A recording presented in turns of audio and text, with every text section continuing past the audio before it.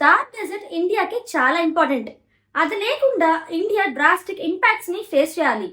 So ఈ వీడియోలో current geographical phenomenon గురించి క్లియర్ గా మాట్లాడేసుకుందాం. సో ఏం మాత్రం లేట్ చేయకుండా వీడియోలోకి వెళ్ళిపోదాం. India largest state Rajasthan. ఈ థార్ డెజర్ట్ వెస్ట్రన్ సైడ్ లో లొకేట్ అయింది. వరల్డ్ లోని 20th లార్జెస్ట్ స్టేట్ ఇది. అదే విధంగా ఇది వరల్డ్ లోని one of the most densely populated desert కూడా.